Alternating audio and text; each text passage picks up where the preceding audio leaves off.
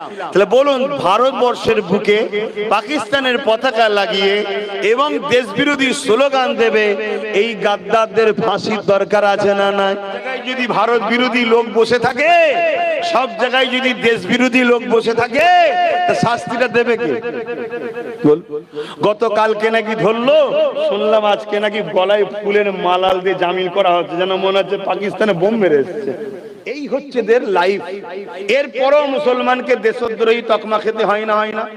মুসলমানকে গাল খেতে হয় না, হয় না? গতকালকেরটা দেখার পরে তো আমি চিন্তা করছি, পলগোয়েতে হামলাটা করলো কারা?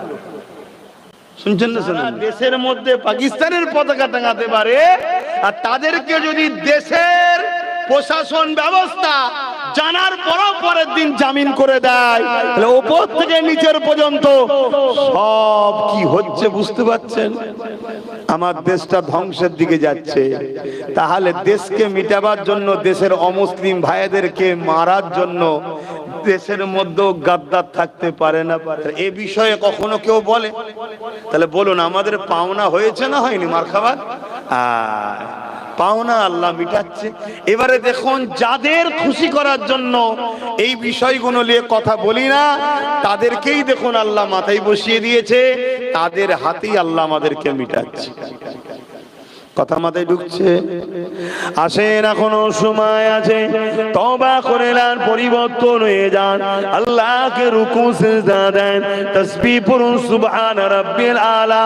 আল্লাহ পাকের কাছে চোখে কোনা দিয়ে পানি ফেলে দেন, আল্লাহ পাকের কাছে ক্ষমা চেয়ে নেন। ও রব্বি আল্লাহ, আমি বড় দুর্বল, আমি বড় কমজোর, অন্যায় করেছি, ভুল করেছি, আজ আপনার কাছে ক্ষমা চাইছি, আল্লাহ আপনি মাফ করে দেন। অবশ্যই আপনি বড় সাহায্যকারী। আল্লাহ আমাদের জন্য উপযুক্ত লিডার বানান, আমাদের জন্য উপযুক্ত নেতা বানান, যার হাতের বরকতে আল্লাহ বা সমাজ থেকে জুলুম মিটে যাবে, সমাজ থেকে দাঙ্গা মিটে যাবে, সমাজ থেকে বেইনসাফি জুলুম অত্যাচার মিটে যাবে। ও রব্বি আল্লাহ, এই সমাজে আমরা নিরাপদে মসজিদে যাব, নিরাপদে মাদ্রাসায় যাব, লাশগুলো খেলে আগামী দিন কোন কবরস্থানে যাবে, এই যে চিন্তা পারিশান আছে, এই পারিশান আমাদের দূর করে দেয়। ও রব্বি আল্লাহ, আমাদের বাচ্চাগুলো দেশ বিদেশে কাজে গেছে, লাশ হয়ে ঘরে ফিরবে কিনা এর কোনো সিকিউরিটি নাই। কখন যেন ফোন এলো, কে যেন টুকরো টুকরো করে মেরে দিয়েছে, কোন ভিড় যেন তাকবীর দিয়ে এমন কোন স্লোগান দিয়ে মুসলমান হওয়ার জন্য টুকরো টুকরো করে মেরে দিয়েছে। এ আল্লাহ, অন্যায় করেছি আমরা, এই জালিমদের ঘরে আপন মনে করে নিয়ে তাদের সঙ্গে আমরা কাঁধে কাঁধ মিলিয়েছিলাম। আল্লাহ, আমরা বড় অন্যায় করেছি, ভুল করেছে। আপনার হাবিবের সুন্নাত ছেড়ে দিয়ে, আপনার হাবিবের রেখে যাওয়া কষ্টের দিনের কথা ছেড়ে দিয়ে এই বেঈমান জালিমদের কি করে গদি ঠিকবে, এই জন্য আমরা দলাদলি মারপিট করেছি। আল্লাহ, আমরা ভুল করেছি, ক্ষমা করে দেন। আপনি আমাদেরকে উপযুক্ত নেতা বানিয়ে দেন। এ যুবকেরা শুনে রেখে দেন, আমার আল্লাহ বড় তওবাকারীকে পছন্দ করে গো। অবশ্যই তিনি তোমাদের আমাদের ডাকে সাড়া দেবে ইনশাআল্লাহ। সেদিন বেশি দূর নয়, জালিমকে মিটিয়ে আল্লাহ পাক তোমার আমার বাচ্চাদের জন্য একটা সুন্দর সমাজ ব্যবস্থা করে দেবে। আরো জোরে বলুন সুবহান।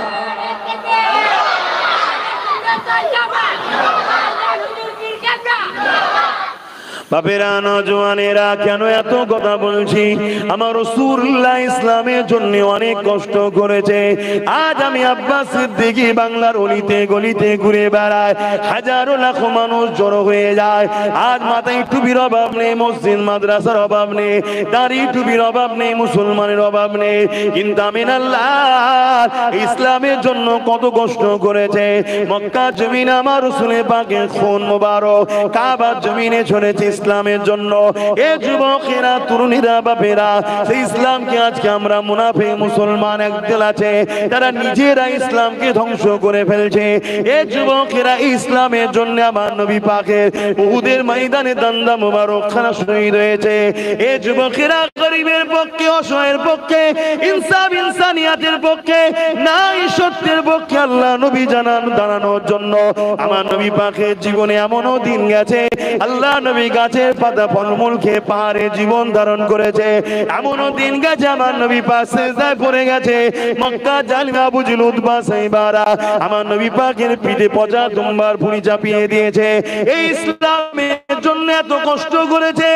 আজকে সেই ইসলামকে নিয়ে কোন মোল্লা মৌলভী সাহেব পীর পীরজাদা খেলা করবে। এ যুবকেরা, জ্বরে জান থাকতে আমি ছেড়ে দেবো না।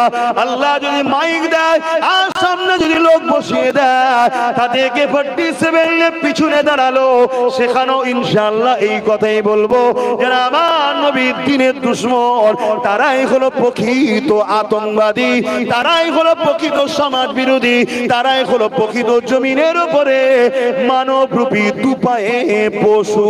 এতে আমার কোনো টেনশন নাই, চিন্তা নাই। কেন? আমি আমার গবেষণা রিসার্চে দেখেছি মুহাম্মদ রাসূলের জীবনটা কোনো কল্যাণ নাই, উত্তম ভালোবাসা। যেখানে নবীর আদর্শে পৃথিবীতে নাই শান্তি প্রতিষ্ঠিত হয়েছে, সেই নবীকে তুমি মানো না আলাদা বিষয়, কিন্তু সেই নবীর বিরোধীকারী যারাই হবে, মনে রাখবেন আর এক কদম গিয়ে বলছি কোরআনের কথা, আল্লাহ তাদেরকে বলেছে তারা হলো যার সন্তান। আল্লাহ নবী যখন মক্কা জমিনে দাঁড়িয়ে গেলেন,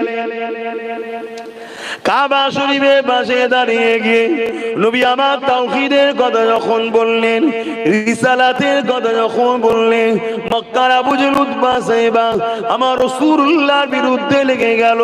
এ যুবকেরা, তরুণেরা, দুশমনি বেড়ে গেল, এমন বাড়া বেড়ে গেল। আল্লাহ নবীর খর মুবারককে 40 জন উলঙ্গ তরোয়াল দিয়ে আমার নবী পাকের খরকে ঘিরে ফেললো। কেননা মুহাম্মদ রাসূল যদি থাকে, ইনসাফ প্রতিষ্ঠিত হবে, ইনসানিয়াত প্রতিষ্ঠিত হবে, মুসলিমরা অধিকার পাবে, গরিবরা মাথা তুলে দাঁড়াবে, এতিমরা আশ্রয় পাবে, বিধবারা সম্মান পাবে। এই জন্য আবু জেহেল চাইলো মুহাম্মদ রাসূলকে রুখতে হবে। কেননা আবু জেহেল ছিল একটা সন্ত্রাসের নাম, আতঙ্কের নাম, খুনির নাম, যে কিনা গরিবদেরকে গোলাম বানিয়ে রেখেছিল। আর মুহাম্মদ রাসূলুল্লাহ এসেছিলেন দাসত্ব শিকল ভেঙে দিয়ে আল্লাহর সৃষ্টিগুলোকে আজাদ করে দিবার জন্য।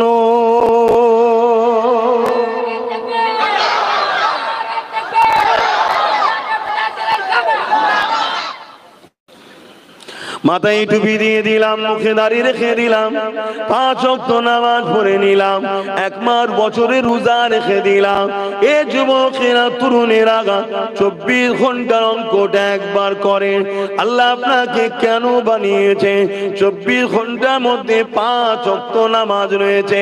10 মিনিট করে যদি ধরি 50 মিনিট বা 1 ঘন্টা, তাহলে বাকি সময়টা আল্লাহ কি জন্য দিয়েছে? 23টা ঘন্টা আল্লাহ যে দিয়েছে, এর মধ্যে কি কাজ আমাদেরকে করতে হবে? এ যুবকেরা, আমরা তো অঙ্কটা করলাম না। বছরে একবার তো রোজা, 1 মাসের জন্য, জীবনে একবার তো হজ করা ফরজ, তাও আবার ধনীদের জন্য।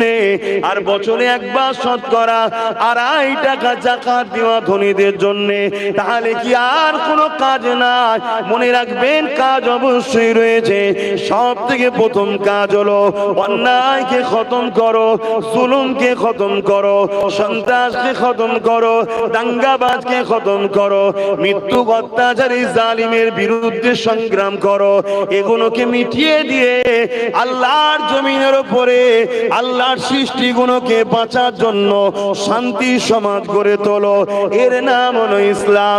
এ যুবকেরা, আমার নবী পাক এইটা করতে গিয়ে কত বিপদে পড়েছে। আল্লাহ নবী যখন আবু জেহেলের সামনে, উতবায়ের সামনে আমার নবী পাক যখন না ইনসাফ হকের কথা বলতে লেগেছে, তারা আগে এসে আমার নবী পাকের গায়ে পর্যন্ত হাত তুলে দিয়েছে। বাবারা মা খারা এতিম এসে নবী আমার আমন করে মাহফুজের উতবা গায়ে হাত তুলে দিল। নবী আমার কাঁদতে কাঁদতে ঘরে চলে গেলে। আল্লাহ পাক আওয়াজ দিয়ে দিলে, আমার হাবিব কে মানবে না মানবে আমি আল্লাহ বুঝে নেব। আপনি সত্য সুসংবাদ দাতা আপনি ঘোষণা করে দেন, আপনি বেশি কষ্ট নেবেন না।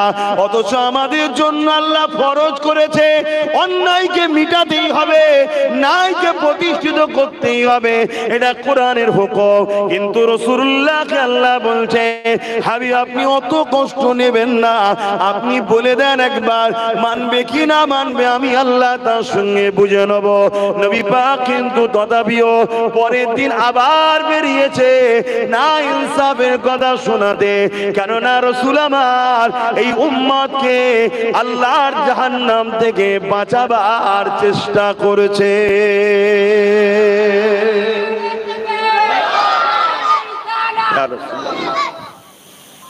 দরুদ শরীফ আল্লাহুম্মা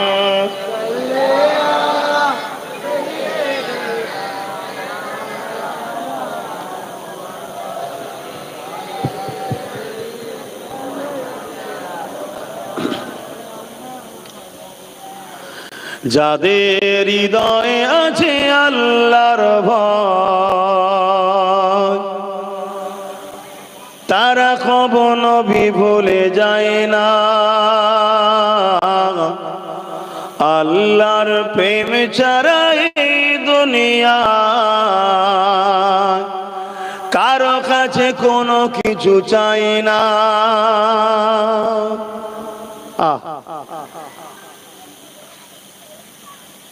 যাদের হৃদয়ে প্রকৃত আল্লাহর প্রেম আছে তারা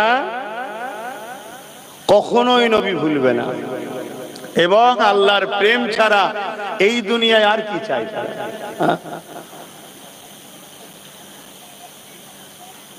যাদের হৃদয়ে আছে আল্লাহর ভয় তারা কখনো নবী ভুলে যায় না। আল্লাহর প্রেম ছাড়া এই দুনিয়া কারো কাছে কোনো কিছু চাই না। রাতের আঁধারে যারা সিজদাতে রয় দু চোখের আঁসুতে নদী জানব। রাতের আঁধারে যারা সিজদাতে রয় দু চোখের আঁসুতে নদী জানব। ছলনার ঘাচানি যত আসো, ছলনার ঘাচানি যত আসো, পিছনে তাকায় না। যাদের হৃদয়ে আছে আল্লাহর ভয় তারা কখনো নবী ভুলে যায় না। দিন কায়েমের পথে যারা অবিচল তারা হলো আল্লাহর প্রিয়জন। দিন বলতে কি? ইসলাম। ইসলাম প্রতিষ্ঠিত করার জন্য যারা সর্বসময় ব্যস্ত থাকে তারাই তো আল্লাহর প্রিয়জন। আর ইসলাম কি? ইসলাম, ইসলামের সবথেকে ভালো কাজ কি? ক্ষুধার্ত মানুষকে খানা খাওয়ানো। ইসলাম কি? এতিমের মাথায় হাত বুলোলে রাসূল বলছে আমার মাথায় হাত বুলোনো হবে। জোরে বলুন সুবহানাল্লাহ। ইসলাম কি? এতিমকে পরনের কাপড় দিলে রাসূল বলছে আল্লাহ তাকে জান্নাতি লেবাস দেবে। জোরে বলুন সুবহানাল্লাহ। ইসলাম কি? বড়দের সম্মান, ছোটদের স্নেহ, মুসলিম যদি অমুসলিম হয় তার পাশে দাঁড়িয়ে আল্লাহর সৃষ্টিকে হেফাজত করা, ওই অমুসলিমকে রক্ষা করা, এর নাম তো ইসলাম। আজকে আমরা দিন কায়েম অর্থাৎ ইসলাম বাস্তবে আনা। আজকে সমাজের বুকে স্কুলগুলো বন্ধ হচ্ছে, প্রতি অঞ্চলে অঞ্চলে মদের দোকান খোলা হচ্ছে। মাতাল মাতাল শুনছেন তো নাকি? এই সমাজে এমনও হাজি আছে, আমার কাছে প্রুফ আছে বাপ, রাত্রিরে বাড়ি বাড়ি মদ পটাচ্ছে। ও হাজি সাহেব আছে না? না কেন? কালকে একটু ভালো করে আমাদের হয়ে কাজটা করে দিবে, একটু খেলে। শিক্ষাকে তুলে দিচ্ছে, অথচ ইসলাম শিক্ষার নাম ইকরা। ইসলামের প্রথম কথা হলো পড়ো, শেখো, জানো, সেটাকে তুলে দিচ্ছে। আম মানুষ নাই ভুল করতে পারে, আমরা মোল্লা মুলি সাহেব কোন হুঁশ নাই, সমাজ থেকে ইসলামকে মুছে দিচ্ছে, আমাদের খেয়াল নাই।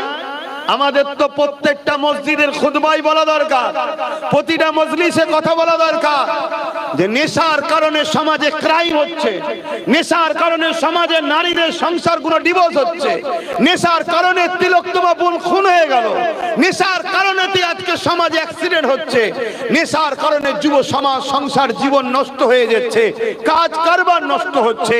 এই নেশাকে ব্যান করা দরকার। কি দরকার আছে? না না না, ও যে জাহান্নামে যায় যাকে যাক, আমার হালুয়া রুটি হলেই হলো, দে দে, এইসব চলছে। তো অসুবিধা হচ্ছে, আপনাদের অসুবিধা না হওয়াটাই স্বাভাবিক। তো মানতেই মানবেন, না মানতেই ফেলে দেবেন, মিটে গেল। কিন্তু দুশ্মন আমার বাড়ছে। কে দুশ্মন? আমার বাড়ছে, ডেলি ডেলি দুশ্মন বাড়ছে, আপডেট হচ্ছে, দুশ্মন বাড়াই ডেলি ডেলি। আর আমিও জানি ও যত দুশ্মন বাড়ে বাড়ুক গে যাক, তকদির আল্লাহর কুদরতি হাতে আছে। জোরে বলুন সুবহানাল্লাহ। আমি যখন হক কথা বলছি, ভুল কিছু যখন বলিনি, টেনশন লিবার কোনো কারণও না। খোদা যদি আমাকে ওই মাকাম দেয় যে মাকাম হযরতে খালিদ বিন ওলীদ আল্লাহর কাছে রোজ চাইতো, কি আল্লাহ, আমি আপনার দ্বীনের জন্য, আপনার সৃষ্টির জন্য, ইনসাফ ইনসানিয়াতের জন্য, মুহাম্মদ রাসূলুল্লাহর জন্য, হকের জন্য আমি আল্লাহ গরিবের জন্য, জালিমদের বিরুদ্ধে আমি সংগ্রাম করতে যাই। আল্লাহ মজলুমদের সাথী হই, জালিমদের অস্ত্রের আঘাতে আমি যেন শহীদ হয়ে যাই। আল্লাহ আমি শহীদ হয়ে যাই, এ দরজা যেন আমায় পায়। রোজ দোয়া করে। 120 থেকে 25টা লড়াই করেছে, 120 থেকে 25টা লড়াই খালিদ বিন ওলীদের নেতৃত্বে আল্লাহ বিজয় দান করেছে। জোরে বলুন সুবহানাল্লাহ। কিন্তু 120-25টা লড়াইয়ের পর একদিন, এবারে হায়াত তো সবার শেষ হবে রে বাবা, একদিন বিছানায় শুয়ে আছে, ইন্তেকালের সময় হয়ে গেছে, খালিদ বিন ওলীদের চোখ দিয়ে পানি গড়াচ্ছে। স্ত্রী জিজ্ঞেস করছে, আপনি কাঁদছেন কেন? আমার বড় আফসোস, আমাকে আল্লাহ শহীদ কেন করলো না? কেন? এত বড় দরজা, শহীদের দরজা কি? যে অবস্থায় ইন্তেকাল করবে, কিয়ামতের দিন ওই অবস্থায় উঠবে, ওই অবস্থাতেই আল্লাহ তাকে বেহিসাব জান্নাত দেবে। জোরে বলুন সুবহানাল্লাহ। হায় হায়, কত বড় কপাল আব্বাসের হয়েছে বলে মনে হচ্ছে না। কথা বুঝছেন না? বোঝেন না? পাপী গুনাহগার মানুষ, যদি এত বড় কপাল হয় তো বিরাট নসিবের ব্যাপার। আরে মরতে তো আজ নাই কাল হবে, আমাকেও হবে, তোমাদের হবে।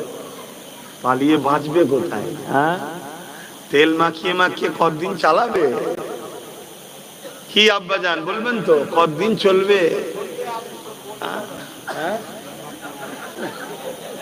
আমি মুরব্বীকে খুব চিনি, কথা বুঝে আসছে তো নাকি? অতএব পালিয়ে যাবার কোনো উপায় আছে? আওয়াজ জোরে, পালিয়ে যাবার উপায় আছে? আরে চোখের সামনে দেখা যাচ্ছে দাদু দাদি বেঁচে আছে, নাতি পুতা চলে গেছে, চোখের সামনে ঘটছে, কত ছোট ছোট মানুষ চলে যাচ্ছে। হ্যাঁ, আহা, হক কথা বলো। যদি বলতে না পারো, নীতিটা ঠিক করো, হকের পক্ষে নীতি ঠিক করো, তাতে 10 জন থাকো, মজবুত থাকো, বাকি কারো বিরোধেরও দরকার নেই, মিশারও দরকার নেই। কেন? তোর নীতি আলাদা, আমার নীতি আলাদা। ভাই তুই তোর রাস্তায় চলে, আমাকে আমার রাস্তায় চলতে দে। কথা মাথায় ঢুকছে তো? বাপজান আমার, খালিদ বিন ওলীদকে তিনার স্ত্রী জিজ্ঞেস করছে, আপনি কাঁদেন কেন? তখন বলছে, আমার বড় স্বপ্ন ছিল আমি আল্লাহর জন্য, আল্লাহর রাহে শহীদ হব, কিন্তু 120-25টা লড়াই করলাম, প্রত্যেকটা লড়াইয়ে আমি বিজয় হয়েছি। এমনকি রোমের 2 লক্ষ সৈন্য ছিল। কত? বলুন 2 লক্ষ। খালিদ বিন ওয়ালিদ হুজুর মাত্র 3000। আবার 3টে সিপাহসালার আগে ছিল 3 জনই শহীদ হয়ে গেছে। 4র্থ নম্বরে খালিদ বিন ওয়ালিদের হাতে ইসলামের ঝান্ডা এলেই প্রথম। এর আগে তো উনি ইসলামে ছিলেন না। ইসলামে আসার পরে ইসলামের যুদ্ধের নেতৃত্ব ঝান্ডা সিপাহসালার হিসেবে এই প্রথম আসলো। রোমের বিরুদ্ধে 2 লক্ষ সৈন্যর মোকাবেলায় মাত্র 3000। আল্লাহ সেখান থেকে তিনাকে বিজয় দিয়েছে। জোরে বলুন সুবহানাল্লাহ। ভাবতে পারছেন? ভাবতে পারছেন? আর আজকে আমরা এত শুনছেন, এত আমরা শুধু বলছি কি হবে, কি করব, কি করে পারি। আবার যদিও বা 2-4টে ছেলে ভাবে চল, অমনি আবার কেউ এসে বলবে ওসব চলবে না, ইসলামে খেলাফত চলে। হ্যাঁ, ইসলামে খেলাফত চলে। কত বড় দালাল! হ্যাঁ, ইসলামিক রাষ্ট্র নাকি এটা খেলাফত চলবে? হ্যাঁ, এটা ইসলামিক রাষ্ট্র? হ্যাঁ, এটা তো সর্বধর্মের লোকের। এখানে যে সংবিধান অনুযায়ী যে সিস্টেম আছে তার মধ্যে দিয়েই আমাদেরকে করতে হবে, কিন্তু ইসলাম বিরোধী কোনো কাজকে অ্যাকসেপ্ট করা যাবে না। আমার সংবিধান ইসলাম বিরোধী কোনো কাজ করতে বলেছে নাকি যে অ্যাকসেপ্ট করতে হবে? না, মানুষকে স্বাধীন দিয়েছে। কথা বুঝে আসছে না? তাহলে সেই জায়গায় আবার কেউ যদি মন নেয় তাকে আবার দমিয়েও দেওয়া হচ্ছে। এই একটা পরিকল্পনা চলছে। যা হযরতে খালিদ বিন ওয়ালিদ নিজের স্ত্রীকে বলতে লাগলো, আমার প্রাণের স্ত্রী, আমার শরীরের অঙ্গগুলোকে দেখো, কোন একটা জায়গা পাও কি যে জায়গাতে কাটার চিহ্ন নাই? এ নওজওয়ান তরুণেরা, হযরতে খালিদ বিন ওয়ালিদ হুজুরের স্ত্রী শরীরকে চেক করতে লেগেছে। চেক করতে করতে বলছে এমন কোন জায়গা পেলাম না, হয় নেজার আঘাত, না হয় তীরের আঘাত, না হয় বল্লমের আঘাত, নয় তরোয়ালের আঘাত, পুরো শরীরটায় আঘাতে ভরা, কিন্তু তথাপি আমি শহীদ কেন হলাম না? আল্লাহ পাক আমাকে এই দরজা কেন দিল না? ওই সময় খালিদ বিন ওয়ালিদকে তিনার স্ত্রী বলেছিলেন, আপনি মনে দুঃখ নেবেন না, পৃথিবীর কার ক্ষমতা আছে আল্লাহ পাকের তরোয়ালকে ভেঙে দিতে পারে? আল্লাহ তো আপনার নাম দিয়েছে সাইফুল্লাহ, আল্লাহ তরোয়াল। এই জন্য আল্লাহ আপনাকে কারো কাছে শহীদ হতে দেননি। এ যুবকেরা, তরুণীরা, বাপেরা, শহীদের কতটা মর্যাদা, শহীদের কতটা দরজা, শহীদের কতটা ইজ্জত সম্মান। আর দুনিয়া জমিনে আমরা দুনিয়ার লোভ লালসাতে নিজেদের জান দিয়ে দিচ্ছি। সামান্য বিজনেসের জন্য এক হাত ছাড়া বাদ পড়লো, টাকার লোভে আমরা বেরিয়ে চলে যাচ্ছি। সামান্য জমি জায়গার জন্য ভাই ভাই ঝগড়া করে ফেলতেছে, সামান্য দুনিয়ার স্বার্থে মারপিট করে মরে যাচ্ছে। অথচ এই জমিনকে অন্যায় মুক্ত করার জন্য, এই জমিনকে দুর্নীতি মুক্ত করার জন্য, এই জমিনকে অত্যাচারের হাত থেকে বাঁচাবার জন্য, এই জমিনকে সন্ত্রাসের হাত থেকে বাঁচাবার জন্য, আল্লাহ শ্রেষ্ঠ সৃষ্টি মানুষ জাতিকে জালিমদের হাত থেকে বাঁচাবার জন্য না সত্য ইনসাফের রাস্তা রাসূল যে দেখিয়েছে, ওই রাস্তায় যদি আমরা সংগ্রামের জন্য এগিয়ে যাই, এই অবস্থায় যদি আমাদের মরণটা হয়ে যায়, অবশ্যই আল্লাহ শহীদের দরজা দেবে। ওই দরজাটা কত বড় সম্মান হবে!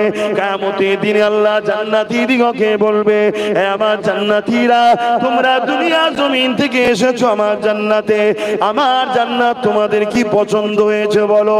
না দুনিয়া জমিনটা ভালো ছিল, না দুনিয়াতে তোমরা যেতে চাও? ওই সময় জান্নাতীরা বলবে, ও রাব্বি আল্লাহ, না আমরা জান্নাত ছেড়ে যেতে চাই না।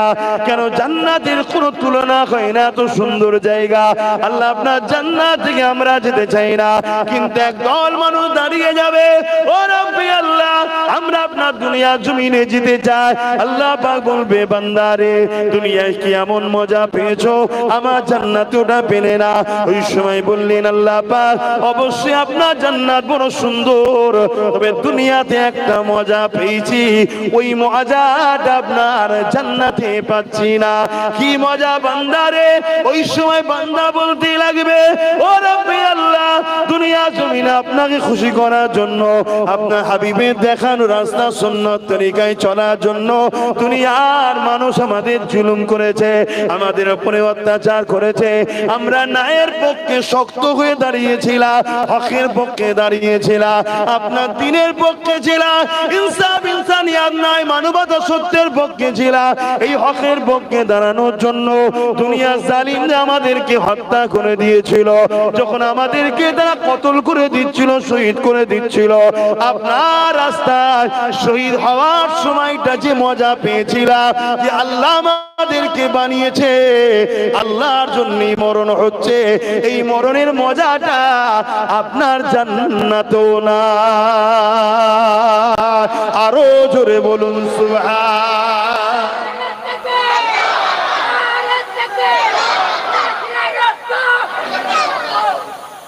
নারে তাকবীর, আল্লাহু আকবার।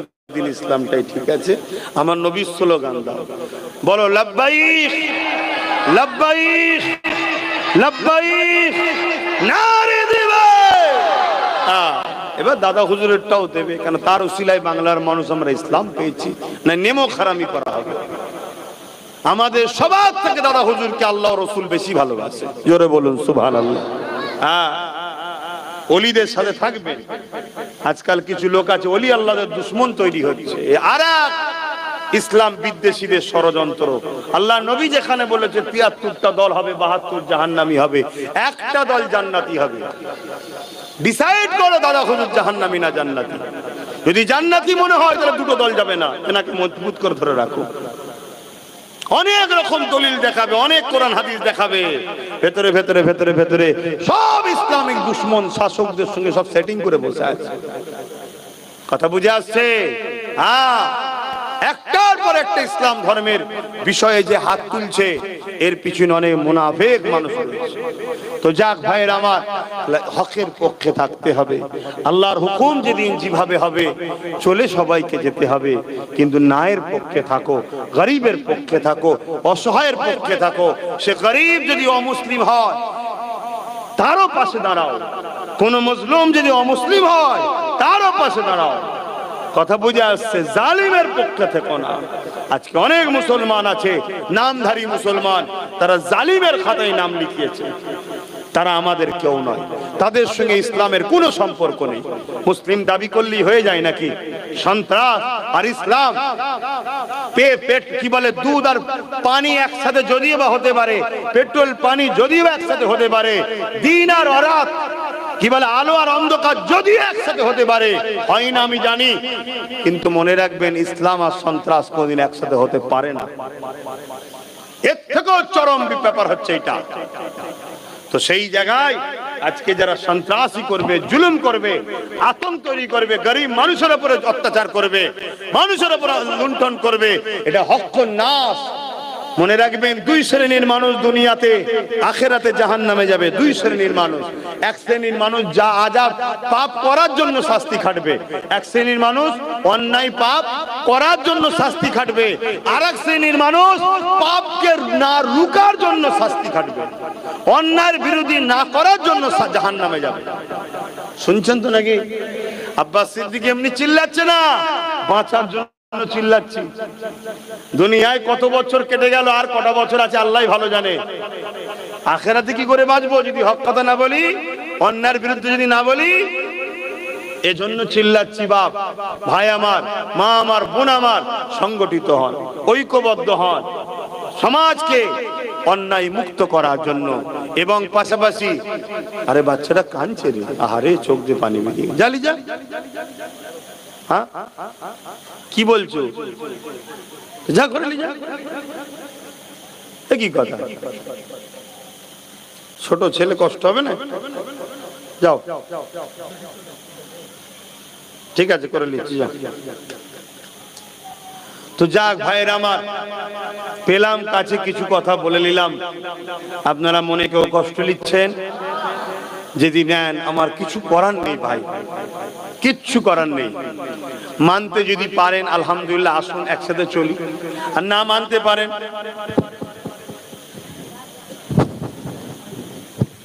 মেমোরি থেকে বাদ দিয়ে দেবেন, মিটে গেল। কথা বুঝে আসছে? আপনি আপনার রাস্তায় চলুন, আমি আমার রাস্তায় চলি। আর যদি মানতে পারেন তাহলে একসাথে আসুন, একসাথে চলি। ওয়াকাফ কে বাঁচাতে হবে, ওয়াকাফ সম্পদ আমাদের, এটাকে বাঁচাতে হবে। তার আগে আসুন একটু সালাম দিয়ে নি, সংক্ষেপে একটু ওয়াকাফে দু কথা বলে দোয়া করব।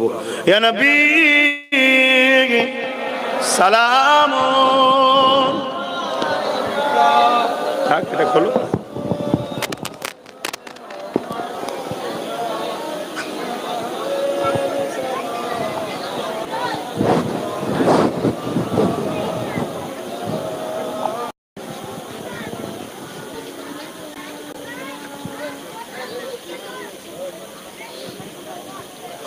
ওহ আল্লাহ, এই মোবাইল طلع البدر علينا من شنيعة الوداع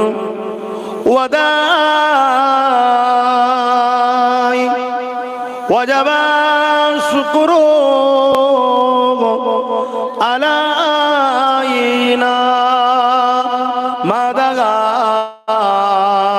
لله أحداي يا نبي سلام يا رسول سلام يا حبيب سلام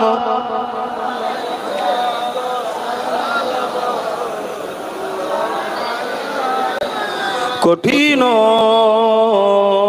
হাসরের দিনে কি আছে মোদের কপালে, গুনাহগার উম্মাত আপনার লইবেন সঙ্গে মাহশরে ইয়া নবী সালাম ইয়া রাসূল সালাম ইয়া হাবিব সালাম সালাওয়াতুল্লাহ। সকলে গায়ে গে বসুন। বালাগাল উলা বিকামালিহি كسبت دجى بجماله حسنت جميع بصاله صلوا عليه وآله اللهم صل على سيدنا مولانا محمد وعلى آله। বাপজান আমার, দোয়া চাইবো তার আগে সংক্ষেপ কথা। ওয়াকাফ আমার কওমের প্রচুর মানুষ এখন জানে না এই বিষয়টা কি। ইসলাম ধর্মে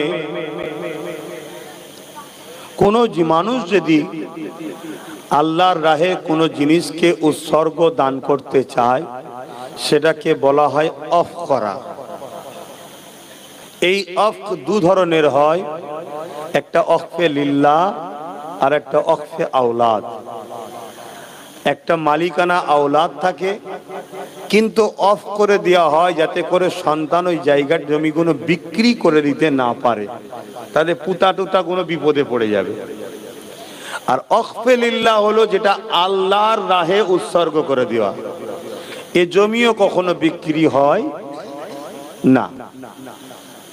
এই জমিকে ভাড়া দিয়ে বা বিভিন্ন ভাবে খাটিয়ে যে সম্পদ হবে ওটা মসজিদে মাদ্রাসায় যে উদ্দেশ্যে দেবে, কোনো জমিন মসজিদের জন্য, কোনো জমিন মাদ্রাসার জন্য, কোনো জমিন গরিব ছেলেদের পড়াশোনার জন্য, কোনো জমিন গরিব মুসলিমের উপকারের জন্য, এই জন্য একটা বোর্ড আছে, এটাকে বলা হয় ওয়াকফ বোর্ড।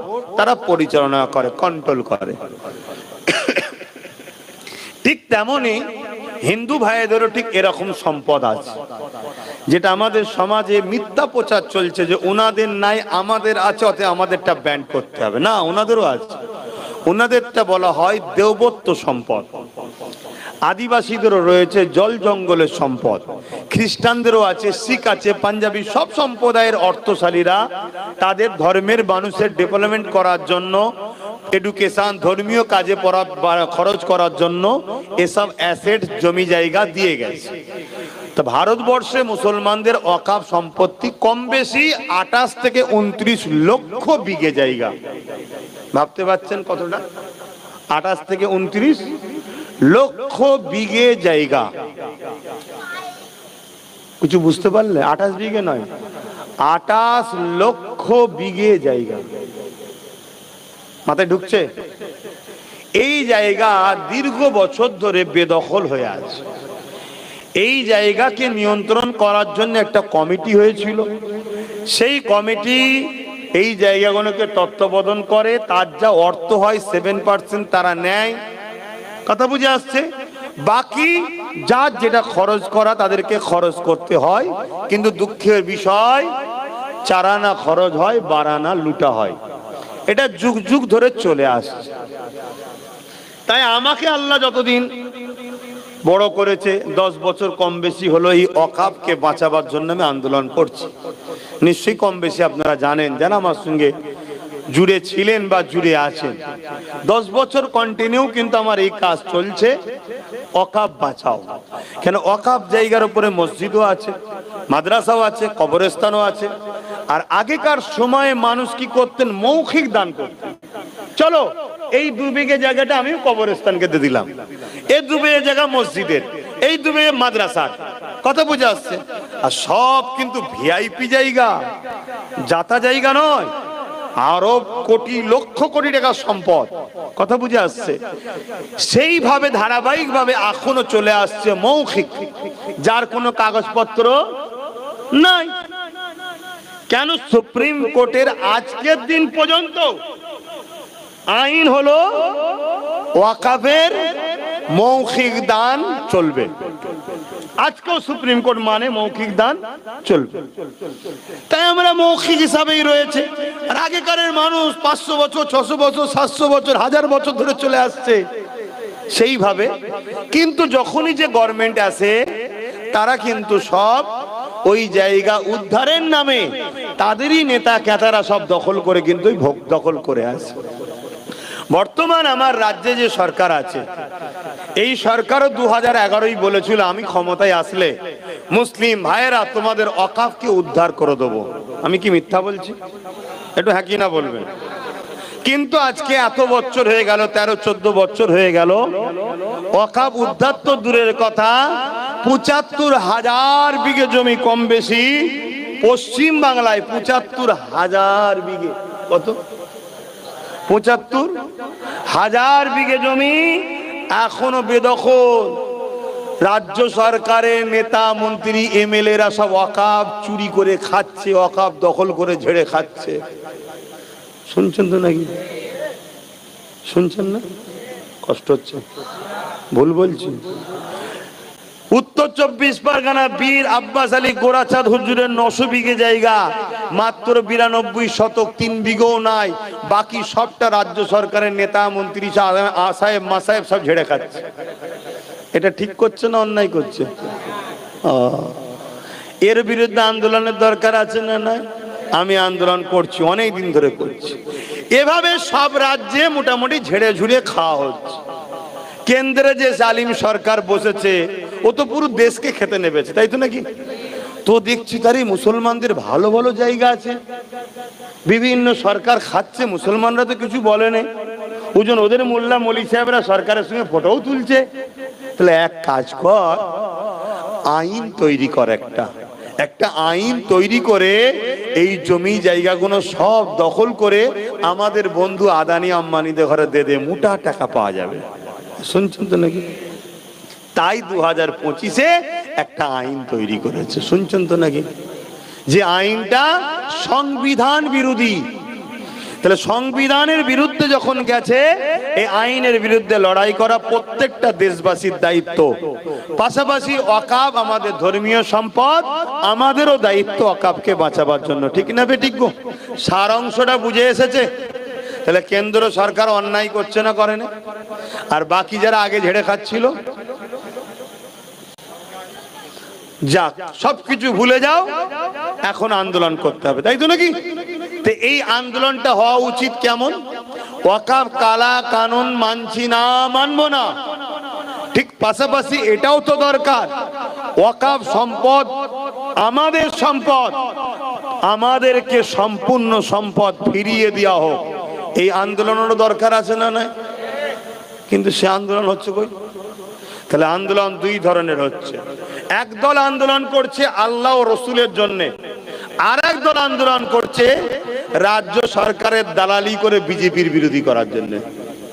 শুনছেন তো নাকি? আর একদল আন্দোলন করছে আল্লাহ ও রসুলের জন্য, যার কাছে কেন্দ্র সরকারও বিরোধী, রাজ্য সরকারও যে ওয়াকাফ দখল করে রেখেছে তারা আমলা চামলারা, এরও বিরুদ্ধে আন্দোলন করছে। তাহলে আমাদের উচিত হবে যারা আল্লাহ ও রসুলের পক্ষে কথা বলছে তাদেরকে সাপোর্ট করা। আমি সাপোর্ট করি, সে যেখান থেকে আন্দোলন করুক আমি সেই আন্দোলনকে সাপোর্ট করছি। কিন্তু যারা শুধু কেন্দ্রের বিরোধী করে রাজ্য সরকারের সঙ্গে ভাগাভাগি করে খাওয়ার চিন্তা করছে, সেই আন্দোলনকে আমি সাপোর্ট করি না। এতে আপনাদের কোনো আপত্তি আছে? এটা আমার রুচির ব্যাপার, আপনার ভালো লাগলে লিন, না ভালো লাগে না লিন। খুব ভালো করে শুনুন, ওয়াকাফের মধ্যে কি আইন করেছে। এর মধ্যে অনেক আইন আছে, তার মধ্যে মারাত্মক মারাত্মক আইন।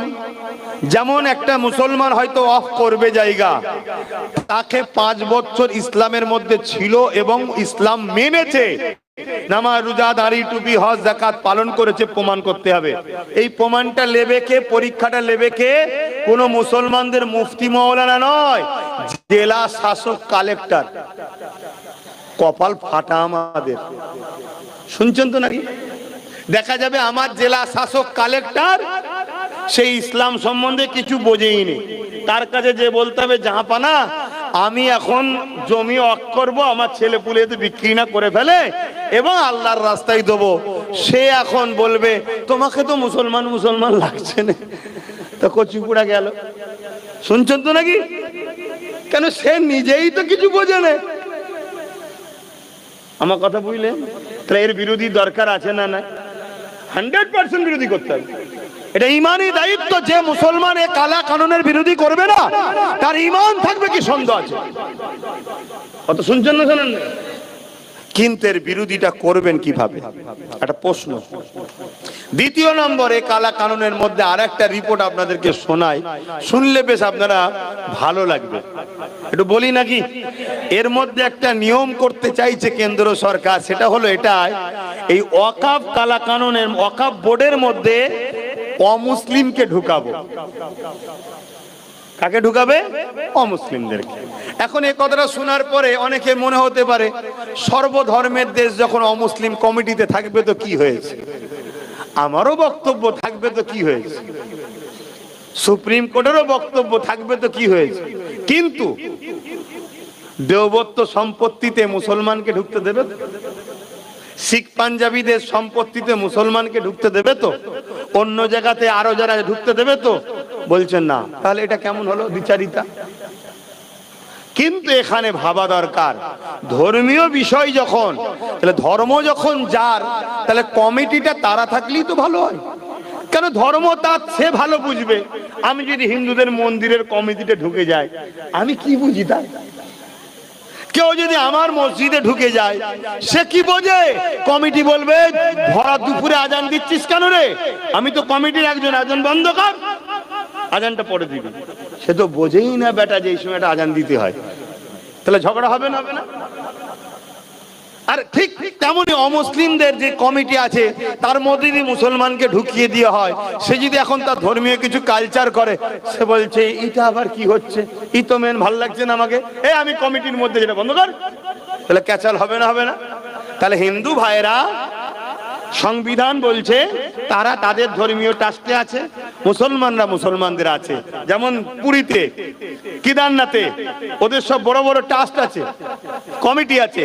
ওই কমিটিতে লেখা আছে হিন্দু ছাড়া অন্য ধর্মের লোক অহিন্দু ঢুকতে পারবে না।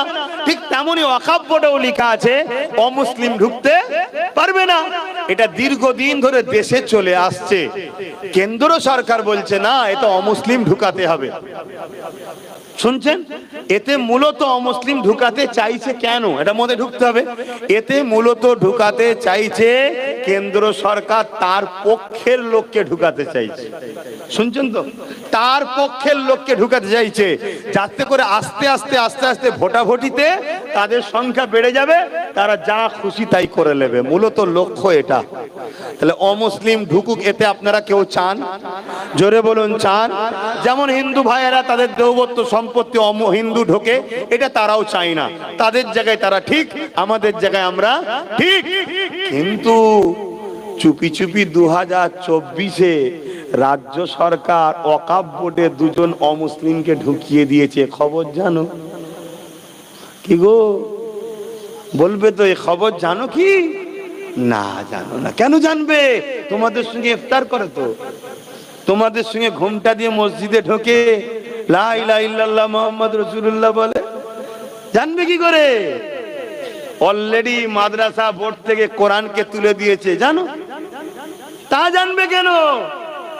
ভাতা দেয় তো মোল্লা মৌলী সাহেবদের।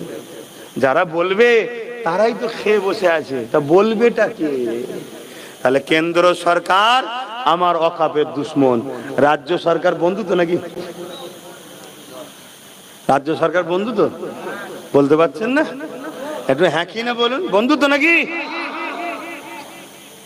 তাহলে আল্লাহর ঘরের দুশ্মনী যারা করছে, তারা যদি তোমার আমার মাথায় বসে নেতা হয়ে থাকে, আর তাদেরকেই যদি আমরা সাপোর্ট করি, খোদা আমাদেরকে মিটাবে না? মিটাবে না।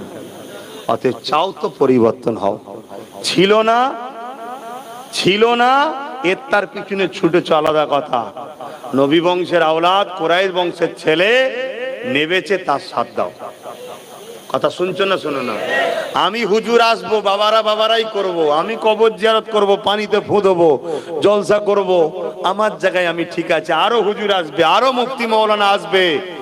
কিন্তু কেউ যখন নেবেছে সমাজকে পরিবর্তন করার জন্য, কেউ যখন নেবেছে গরিব মুসলিম আদিবাসী দলিত হিন্দুদেরকে জালিমদের হাত থেকে বাঁচাবার জন্য, কেউ যখন নেবেছে তিলক তোমার হয়েও চিল্লাবে, আনিস খানের হয়েও চিল্লাবে, সে যখন তোমার নবীর বংশের আওলাদ, তোমার ইমানি দায়িত্বটা সাথ দেওয়া দরকার আছে না নাই?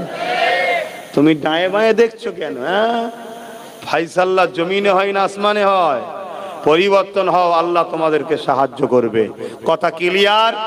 এবারে বলুন, এই ওয়াকফ বিলকে বাতিল করা সম্ভব আছে না নাই? পন্থা কি?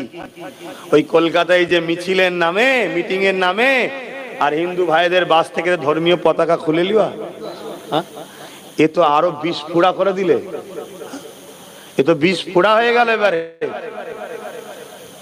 আন্দোলন করতে হবে, কিন্তু সর্বপ্রথম শোনেন, কোন জিনিস যদি আইন হয়ে যায়, তাকে আইনের অস্ত্র দিয়ে কাটতে হবে। দ্বিতীয় নম্বর কথা, তাই তো সুপ্রিম কোর্টে নওশাদ সিদ্দিকী গেছে। কি গো, গেছে না যায়নি? আসো সবাই মিলে আওয়াজ তুলি, রাজ্যের যিনি দায়িত্বে আছে তাকে যেতে হবে সুপ্রিম কোর্টে। তোলা দরকার আছে না নাই? বলার অধিকার আছে না নাই? যেখানে যেখানে আহলে সুন্নাত ওয়াল জামাতের ছেলেরা মিটিং করছে, ওখানে পুলিশ দিয়ে বাধা দিচ্ছে, মিটিং হবে না। কেন? এখানে মিটিং হলে আমার বিষয়েও কথা হবে। মিটিং তাদেরকে করতে দেবো যারা আমার গুণ গাইবে, তারা মিটিং করবে, বাকিরা মিটিং করবে না। তা আমি ওদেরকে বলেছি একটা ডেট দেবো, কেন এখন ব্যস্ত কষ্টের মধ্যে আছি, তারপরেও বলেছি ডেট দেবো একটা। কথা বুঝে আসছে? মিটিং তো হবেই রে বাবা, এটা কি কারো বাবা কালী সম্পদ নাকি? ছেড়ে দিয়েছি বলে গেছি, ছেড়ে দিয়েছি বলে, ছাড় দিয়েছি বলে কি ছেড়ে দিয়েছি নাকি? না না, তো ছাড় দিয়েছি, ছেড়ে দিইনি। ইনশাআল্লাহ বিজয় হবেই, বলুন ইনশাআল্লাহ। হ্যাঁ, তবে চিটে গুণকে আল্লাহ আগে উড়িয়ে দেবে, তারপরে চিটে নেবেন আল্লাহ। তো যাই হোক, এর তাহলে প্রথম নম্বর কি, আইন যখন হয়ে গেছে আইনের অস্ত্র দিয়ে কাটতে হবে। তাহলে সুপ্রিম কোর্ট সবচেয়ে বড় আইনের জায়গা, সেখানে যেতে হবে।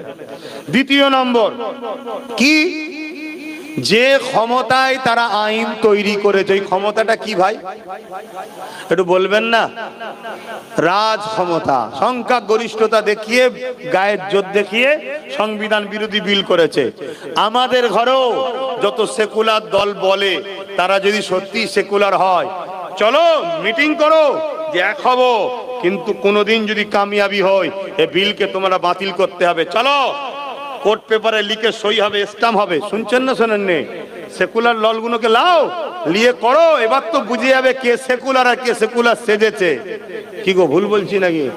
হ্যাঁ, এক জায়গায় করো, করে তোমাদেরকে আমাদেরকেও রাজনীতি করতে হবে, উলামাদের ঘরে আগিয়ে আসতে হবে। একদিন আমাদের ক্ষমতা অবশ্যই আসবে ইনশাআল্লাহ। সেদিন এরা যেমন সংখ্যাগরিষ্ঠতা দেখিয়ে বিল করেছে, আমরা সংখ্যাগরিষ্ঠতা দেখিয়ে আমাদের সম্পদ আমরা ফিরিয়ে নেব, বলো ইনশাআল্লাহ। 3 নম্বর প্রসেসিং আমার আইডিয়ায় কি, আন্দোলন বাড়াতে হবে। আন্দোলন, প্রচুর আন্দোলন করতে হবে, কিন্তু এই আন্দোলনটা কেন্দ্রের কালা কানুনের বিরুদ্ধে হবে। শুনছেন তো নাকি? ওই আন্দোলনটা মোটেই হিন্দুদের বিরুদ্ধে নয়, আদিবাসীর বিরুদ্ধে নয়, কোন নাগরিকের বিরুদ্ধে নয়। আন্দোলন জালিম ফ্যাসিস্ট অত্যাচারী সরকার যে কালা কানুন সংবিধান বিরোধী করেছে, তার বিরুদ্ধে আন্দোলন হবে। আন্দোলন এত বাড়াতে হবে, আন্দোলন যেখানে একবার রুখবে 100টা করতে হবে, প্রতিজ্ঞাবদ্ধ, যত রুখবি তত করব। আর এই আন্দোলন কৃষক বন্ধুদের মতো টেনে নিয়ে যেতে হবে অনেক দিন ধরে, একদিনে হবে না। শুনছেন তো নাকি? আন্দোলন করেই যেতে হবে। আর কৃষক বন্ধুদের মতো আন্দোলন করতে গেলে কৃষক বন্ধুদের পিছনে ছিল পাঞ্জাব সরকারের হাত। তাই পাঞ্জাব সরকার যেমন তাদেরকে সাথ দিয়েছিল, রুটি রুজি, খাওয়া দাওয়া, তেল, গাড়ি ভাড়া সব দিয়েছিল, জানেন তো নাকি? ঠিক তেমনি আমরা পশ্চিম ভারতবর্ষের প্রত্যেকটা অবিজেপি রাজ্য যেগুলো আছে, সেই সব রাজ্যের সরকারকে, সেই সব রাজ্যের নাগরিকদের বলতে হবে যে আমাদেরকে সহযোগিতা করতে হবে, আমরা আন্দোলন করব। আমার রাজ্যেরও উচিত আমাদেরকে সহযোগিতা করা, ঠিক না বেঠিক? কিন্তু সহযোগিতার নামে কি দেখছি, ভাঙরে 1000 ছেলেকে কেস দিয়ে দিল। কেন? কেন? এরা তো অখাব আন্দোলন করতে যাচ্ছে, কেস দিচ্ছেন কেন? বলছেন না, এরা তো আমার নয়। শুনছেন তো নাকি? অতএব মাথায় ঢুকান, বাঁচতে যদি চান এই জায়গা থেকে উঠে দাঁড়াতে হবে, না হয় আমাদের এই বাচ্চাদের লাইফ শেষ। আসেন, আর কথা নয়, দোয়া চাইব, দিল থেকে দুটো কথা জিজ্ঞেস করব, কথাতে, ভাষাতে, ব্যবহারে, আখলাকে কেউ কষ্ট পেলেন? ঠিক বলছেন এবং সাক্ষী দিচ্ছেন, আমি ভুল কিছু বলিনি তো? একটু আল্লাহকে সাক্ষী দেন যে ঠিক বলেছি না ভুল বলেছি? ঠিক বলেছি, আলহামদুলিল্লাহ। তাহলে সাথ দিতে হবে তো নাকি? আগামী দিন ন্যায়, সত্য, ইনসাফ, ইনসানিয়তের জন্য কলিকাতার রাজপথে বিশাল বড় জনসমাবেশের ডাক দেবো আমি। দেরি আছে, এখন নয়, দেরি আছে। কারণ আমি পুরো বাংলা জুড়ে এখন প্রচার করছি, তারপরে বাংলা জুড়ে প্রচার করছি, তারপরে প্রয়োজন হয় ব্রিকেডে একাই করব। আপনারা খবর পেলে যাবেন? হাত তুলে আল্লাহকে সাক্ষী রেখে বলেন, যাবেন? তেল খরচ দিতে পারবো না, খানা দিতে পারবো না, গাড়ি ভাড়া দিতে পারবো না, নিজের গাঁটের পয়সায় যাবেন? আলহামদুলিল্লাহ, আল্লাহ কবুল করেন, আল্লাহুম্মা আমিন। তবে বাচ্চা ও মা বোন গুলোকে এবং মুরব্বী বাপ গুলোকে বাদ, আপনারা ঘর সামলাবেন। শুনছেন তো নাকি? মুরব্বীরা আর মা বোনের আর বাচ্চারা ঘর সামলাবে। দাদু তো যাবে, ও মুরব্বী হয় না এখনো, গ্যাসে চুল পেকে গেছে, বয়স বেশি হয়নি। কি আব্বা? আলহামদুলিল্লাহ। তো যাক, আর কথা নয়, আসেন, দোয়া হবে। কি আছে?